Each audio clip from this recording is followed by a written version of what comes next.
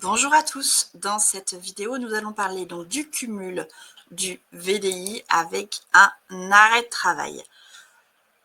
Si vous êtes en arrêt de travail, ça peut être pour une cause de maladie, donc arrêt maladie, un accident de travail, donc parce qu'il vous est arrivé un accident sur votre lieu de travail ou sur le trajet du lieu de travail, ou pour une maladie professionnelle, ou alors quand on parle de maladie, ça peut aussi être le congé pathologique dans le cadre d'une grossesse.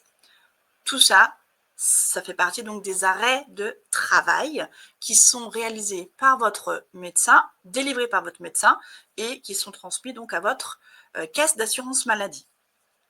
Pendant le temps donc de votre arrêt de travail, vous devez vous abstenir d'exercer toute activité non autorisée par le médecin, ce qui signifie que vous devrez arrêter toute activité professionnelle le temps de votre arrêt de travail.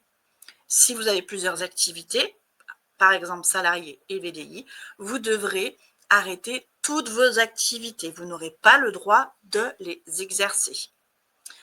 Donc, si vous êtes à temps plein pour une seule activité et que vous êtes en arrêt maladie, il ne sera pas possible de cumuler votre arrêt maladie avec une autre activité professionnelle, comme je viens de vous l'expliquer. L'interdiction s'applique donc à toutes les activités, qu'elles soient rémunérées ou non rémunérées, même si elle est limitée ou si elle a lieu pendant les heures de sortie autorisées. Donc, peu importe l'activité, rémunérée ou non, peu importe à quel moment vous le faites, peu importe le type d'activité, etc., vous ne pouvez pas travailler pendant votre arrêt de travail. De la même façon, vous ne pouvez pas télétravailler pendant votre arrêt de travail. Donc, ce qui signifie bien que votre activité VDI, qui peut se faire donc en ligne, par exemple, ne peut pas être exercée non plus. Si vous exercez quand même votre activité malgré cet arrêt de travail, sachez que vous pouvez tout à fait avoir des contrôles par l'entreprise qui vous emploie, par exemple, ou par la sécurité sociale aussi d'elle-même.